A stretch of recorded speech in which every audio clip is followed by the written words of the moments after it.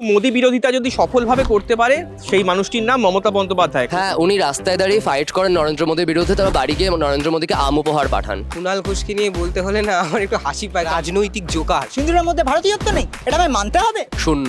-5 পাবেন। স্লোগান বক্তৃতা মুখের কথা অগ্রাহ্য করা গেলেও শরীরী ভাষা কিন্তু অগ্রাহ্য করা যায় না। আমাদের রাজনৈতিক নেতা নেত্রীরা তাদের শরীরী ভাষার জন্য ঠিক কত নম্বর পাচ্ছেন শুনবো জেনজির রায়।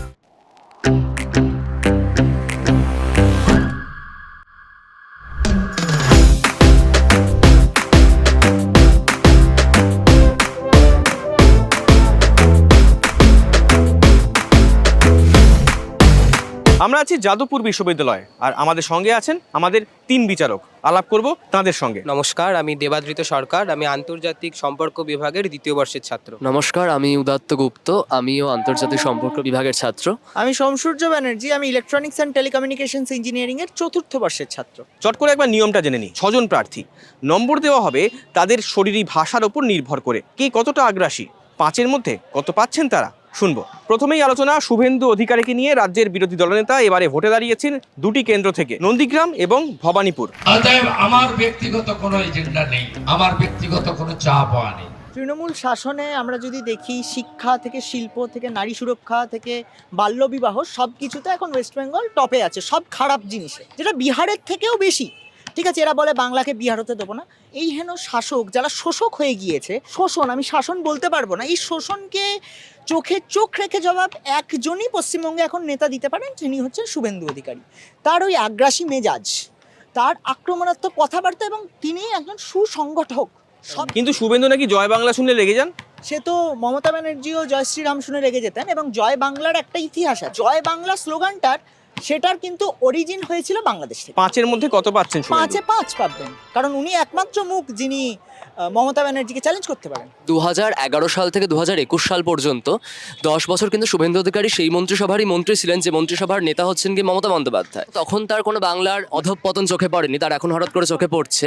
বাংলার রাজনীতিতে এই বিষয়গুলো প্রাসঙ্গিক হয়ে গিয়েছে যে কে কোন স্লোগান দেবে।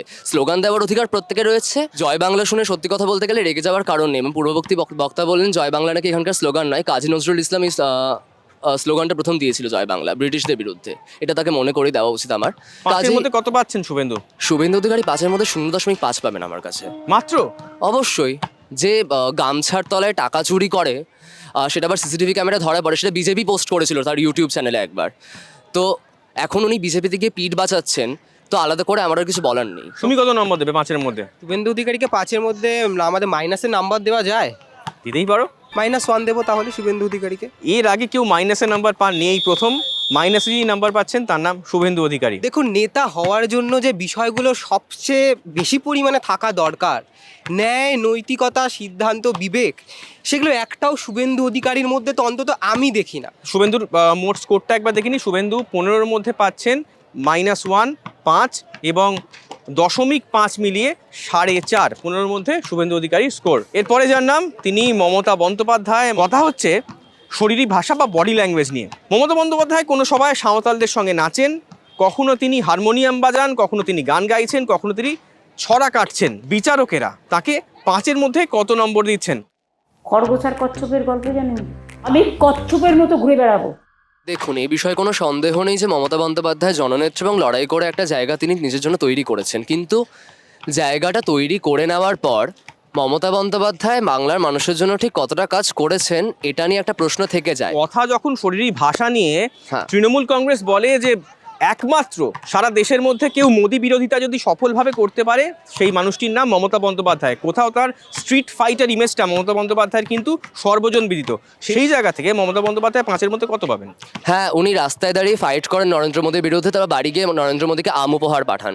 মমতা বন্দ্যোপাধ্যায়কে রাজনীতিবিদ হিসেবে আমি 5-এর মধ্যে 3 দেবো, বা রাদার 3.5 দেবো। তাহলে 3.5 ধরতে পারি মমতা বন্দ্যোপাধ্যায়ের স্কোর।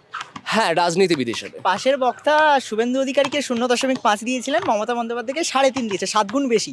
আর এরা বলে যে বিজেপি তৃণমূল নাকি সেটিং। তাহলে মমতা বন্দ্যোপাধ্যায়কে কত পাচ্ছেন ঠিক 5-এর মধ্যে? উনি 5-এর মধ্যে 0 পাবেন। পশ্চিমবঙ্গে সব কটা প্যারামিটার ডাউন করে দিয়েছেন উনি, একটা জায়গায় উনি কোনো ভালো কাজ করেননি। কিন্তু তার বডি ল্যাঙ্গুয়েজ, তার শরীরী ভাষাকে আমরা অগ্রাহ্য করতে পারি? শরীর কিরকম শরীরী ভাষা? ওনার মুখ্যমন্ত্রী হিসাবে শরীরী ভাষা কোথায়? উনি তো মুখ্যমন্ত্রী হিসাবে একটা প্রোটেস্টে গিয়ে বলেছিলেন উনি ধর্ষিতার ফাঁসি চান। মমতা বন্দ্যোপাধ্যায়কে আমি 3.5 দিতে চাই। 3.5। 1.5 নম্বর কিভাবে কাটা গেল? হ্যাঁ, ওনার মতো নেত্রী বাংলা খুব কম দেখেছে। আমি মনে করি মমতা বন্দ্যোপাধ্যায়ের মতো মাটির গন্ধ এখনো পর্যন্ত কোনো নেতা নেত্রী বোঝেননি। বরং ওদিক থেকে আমি ওনাকে 3.5 দিচ্ছি, কিন্তু অ্যাজ মুখ্যমন্ত্রী বাংলার হিসেবে আমি তাকে 2 থেকে 2.5 দেবো, তার বেশি আমি একদমই দিতে চাই না। তাহলে মমতা তার বডি ল্যাঙ্গুয়েজের জন্য তোমার কাছে পাচ্ছেন 3.5। মমতা বন্দ্যোপাধ্যায় পেলেন 15-এর মধ্যে 7। আমাদের পরের প্রার্থী বিকাশ রঞ্জন ভট্টাচার্য। এই মুহূর্তে যে প্রবীণ বামপন্থী নেতারা, তাদের মধ্যে শেষ লড়াকু নেতা বলে কি বিকাশ রঞ্জনকে দেখছেন আমাদের জেনজি বিচারকেরা? প্রকাশ্যে প্রতিবাদ করা হয়েছিল, মহাভারত রামায়ণ পড়বেন। বিকাশ রঞ্জন ভট্টাচার্য যেভাবে বিগত কয়েক বছরে চাকরি প্রার্থীদের জন্য লড়াই করেছেন হাইকোর্টে গিয়ে বা আদালতে আর কি, কুর্নিশ জানানোর মতন, তার কথার মধ্যে যৌক্তিকতা রয়েছে। আমি মোটামুটি 4 নাম্বার দেব। 4। বিকাশ রঞ্জন ভট্টাচার্য 5-এর মধ্যে 4। হ্যাঁ। সোমসূর্য। বিকাশ রঞ্জন ভট্টাচার্য চাকরি প্রার্থীদের হয়ে কেস লড়েছেন, সেটা আমার পাশের বক্তা বললেন। আরেকজনের হয়ে তিনি কেস এখন লড়ছেন, সেটা হচ্ছে মোফাক্করুল ইসলাম। কে এই মোফাক্করুল ইসলাম? সে হচ্ছে সুজাপুর, সুজাপুর এবং কালিয়াচকের। এর জন্য কত পাচ্ছেন বিকাশ রঞ্জন? -5 পাবেন। -5? -5, কারণ উনি পাকিস্তানের হয়ে কথা বলেন। একজন সাংসদ হয়ে উনি বলেন যে সিঁদুর নাকি কট্টর হিন্দুত্ব, সিঁদুর নাকি ভারতীয় নয়। তাহলে সিঁদুর কারা পড়ে? আমেরিকার লোকজনেরা সিঁদুর পড়ে। কারা সিঁদুর পড়ে? সিঁদুরের মধ্যে ভারতীয়ত্ব নেই, এটা আমায় মানতে হবে। যে রাজনীতিটা আজ কোন জায়গায় পৌঁছে গেছে, রাজনীতি নিয়ে যখন কথা বলতে হচ্ছে, ক্যারিশমা নিয়ে, তখন কথা বলা হচ্ছে আমেরিকান না কেন সিঁদুর পরেন না, ভারতীয়রা সিঁদুর পরেন, হিন্দুরা তারা হিন্দু নন? তাহলে হিন্দু হয়ে সিঁদুর পরবে, এটাই তো বাস্তবিক কথা। এবার কথায় আসি বিকাশ রঞ্জন ভট্টাচার্যের কথায়। দেখুন, বিকাশ রঞ্জন ভট্টাচার্য একটা খুব উল্লেখিত একটা মুখ বামপন্থার দিক থেকে। তিনি যেই সময়ে বামপন্থার হাল ধরেছেন, সেটা অত্যন্ত শোচনীয় অবস্থায়। তিনি আজও লড়ে যাচ্ছেন। এমন কোনো দল নেই যারা বিকাশ রঞ্জন ভট্টাচার্যের মতো আইনজীবীকে নিজের দলে চায় না। অনেক অফার এসছে, তিনি কিন্তু ফিরিয়ে দিয়েছেন, তিনি যাননি। কারা হিন্দু, কারা মুসলিম, কারা জয় শ্রীরাম বলছে, এসব আমাদের ম্যাটার করে না। আমাদের রুটি রুজির প্রশ্ন যতদিন আছে ততদিন বিকাশ রঞ্জন ভট্টাচার্যের মতো নেতারা আছেন। তাই বিকাশ রঞ্জন ভট্টাচার্যের মতো নেতাকে আমি 4.5 দেবো। হাফ নাম্বার এই জন্য কাটছি কারণ তিনি এখনও তো জেতেননি, তো সেই জন্য আমি কাটছি। আমাদের এর পরের রাজনৈতিক ব্যক্তিত্ব দিলীপ ঘোষ, যাকে কেউ কেউ খুব পছন্দ করেন, কেউ কেউ খুব অপছন্দ করেন, কিন্তু এর মাঝামাঝি তাকে নিয়ে কোনো ওপিনিয়ন হয় না মানুষের। আমিও খড়গপুরে ভোটে দাঁড়িয়েছি, আপনারা জানেন যে পাল্টাতেই হবে। সোমসূর্য কি মনে এই করেন? মাঝামাঝি ওপিনিয়নটাই আমার। তার কারণ হচ্ছে যে ওনার আন্ডারে 2 থেকে 77-এ বিজেপি গিয়েছিল এবং ওনার বেশ কিছু বক্তব্য আছে, ওনার বেশ কিছু অ্যাকশনস আছে যেগুলোকে আমি সমর্থন করি না ব্যক্তিগতভাবে, ঠিক আছে? তো কারণ 2021-এ যখন কর্মীরা মার খাচ্ছিল, আমি চেয়েছিলাম যে উনি বিজেপির নেতা, বিজেপির তখন তিনি সম্ভবত রাজ্য সভাপতি ছিলেন, তার আরেকটু প্রোঅ্যাক্টিভ থাকার কথা ছিল। তার জন্য আমি ওনাকে দেবো 5-এ 4.5। ঠিক মমতা বন্দ্যোপাধ্যায়ের মতোই দিলীপ ঘোষও জননেতা। দিলীপ ঘোষ সেই মাটি থেকে উঠে এসছে এবং তিনি তার নিজের জায়গা তৈরি করেছেন। তিনি কোনো পলিটিক্যাল ফ্যামিলি থেকে বিলং করেন না। আমি দিলীপ ঘোষকে 3.5 দেব, কিন্তু কখনো তাকে প্রশাসক পদে দেখার সুযোগ হয়নি, কাজেই আমি জানি না তিনি প্রশাসক হিসেবে কেমন হবেন। দেবাদৃত। এত যার প্রাপ্তি, এত যার ব্যাপ্তি, সেই নেতাই বিজেপি দলের মধ্যে কোণঠাসা হয়ে পড়লেন। আজকে মোদি সিঙ্গুরে গিয়ে সভা করছেন, কথা হচ্ছে দিলীপ ঘোষ কি যাবে সেটাতে? দিলীপ ঘোষের কি সেখানে পার্টিসিপেশন থাকবে? সেই দিক থেকে আমি দিলীপ ঘোষের মতো একটা বর্ষিয়ান নেতাকে 5-এর মধ্যে আমি 3 দেবো। দিলীপ ঘোষ 15-এর মধ্যে পেলেন 11, যেটা মমতা বন্দ্যোপাধ্যায় কিংবা শুভেন্দু অধিকারীও কিন্তু পাননি। এর পরের নেতা তিনিও ঘোষ, তিনি কুণাল ঘোষ। সব ব্যাপারে কপি, এত নকল নবিশকে কেন মানুষ নেবেন? উদাত্ত, কুণাল ঘোষকে কত দিচ্ছ 5-এর মধ্যে? 0। কেন? কুণাল ঘোষের মধ্যে একটা মানে ইভিলনেস রয়েছে। মানে উনি যেভাবে প্রেস কনফারেন্সগুলো করেন, প্লাস ওনাকে যদি কেউ কখনো সমালোচনা করে উনি তাকে পার্সোনালি ফোন করে নানা ধরনের বাজে কথা বলেন, কটূক্তি করেন, যেটা অত্যন্ত খারাপ। উনি যেভাবে বক্তব্য রাখেন মিডিয়া হাউসগুলোতে বা বিভিন্ন বিতর্ক সভায়, সেটা অত্যন্ত কুরুচিকর এবং আমার মনে হয় না এটা বাংলা সংস্কৃতির সঙ্গে খাপ খায়। তাই কুণাল ঘোষকে আমি 0 নিচে আমি -5 দেবো। -5। কিন্তু যে নেতা যিনি একবার জেলে গেলেন, সেখান থেকে ঘুরে দাঁড়ালেন, ভোটে দাঁড়াচ্ছেন, সে কি -5? হ্যাঁ, -5 আমার কাছে। -5 কারণ উনি রাজনীতিবিদ হিসেবে অত্যন্ত নিম্ন রুচির পরিচয় দিয়েছেন। কুণাল ঘোষকে নিয়ে বলতে হলে না আমার একটু হাসি পায়, কারণ উনি তো রাজনৈতিক জোকার এক কথায়। মানে উনি কি বলেন না বলেন, ওনার কোন কথাটাকে ঠিক ভালো করে নেব, কোন কথাটাকে নেব না, কোন কথাটার প্রশ্নের উত্তর দেব, কোন কথাটা অ্যাভয়েড করব, কিচ্ছু বোঝা যায় না। উনি যে পার্টির হয়ে 100 বার যখন তিনি জেলে যান তখন বলছে আমি মমতা বন্দ্যোপাধ্যায়কে বলবো টিএমসি পার্টিকে চিঠি লিখবো আমার সাথে কেন এরকম করা হলো। উনি সিনেমা করছেন ইদানিং। মমতা বন্দ্যোপাধ্যায়ের পরে বহুমুখী প্রতিভা সম্পন্ন অধিকারী যদি লোক কেউ থেকে থাকে তাহলে সেটা কুণাল ঘোষ। তার জন্য কত পাচ্ছেন কুণাল ঘোষ? কুণাল ঘোষকে আমি কত দেবো? -3 দেবো।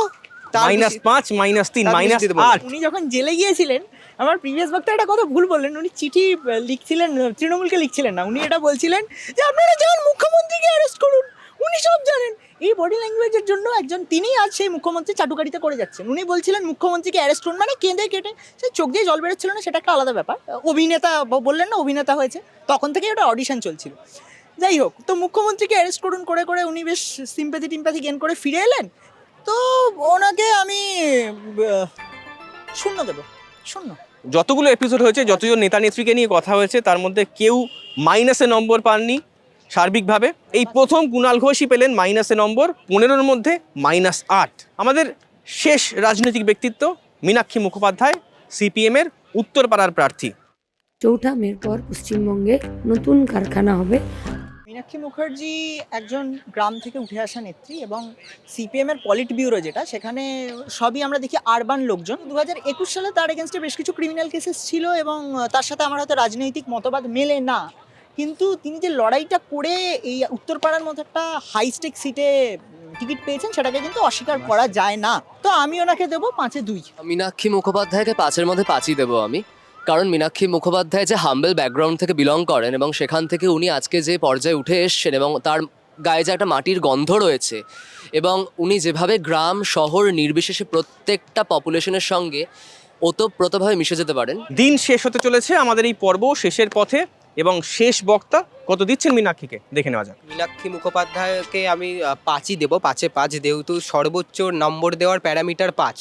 কত আসন পেলেন, কত ভোটে জিতলেন বা হারলেন, সেসব পরের কথা। তিনি যে আজকে গাড়িটা আটকালেন, 10 লক্ষ 15 কোটি মানুষের সামনে এটা দেখিয়ে দিলেন যে কিভাবে একটা মেয়েকে অবস্থায় যা দুটো পা দুদিকে 90 ডিগ্রি অ্যাঙ্গেলে খোলা ছিল, তাকে কিভাবে তৃণমূল সরকার জোর করে নিয়ে চলে যাচ্ছিল। সেদিন যদি মীনাক্ষী মুখোপাধ্যায়ের মতো নেত্রীরা না থাকতেন, তাহলে আমরা হয়তো জানতেও পারতাম না। তো মীনাক্ষী মুখোপাধ্যায়কে আমি 5-এর মধ্যে 5। আমরা অদ্ভুত একটা পর্ব দেখলাম, অদ্ভুত একটা আলোচনা দেখলাম, যেখানে মাইনাসে নম্বর পেলেন কুণাল ঘোষ, মীনাক্ষী মুখোপাধ্যায় মমতা বন্দ্যোপাধ্যায়ের থেকে বেশি নম্বর পেলেন। এই ছিল আজকের জেন জির রায়। আর আপনাদের রায় অবশ্যই জানান কমেন্টে।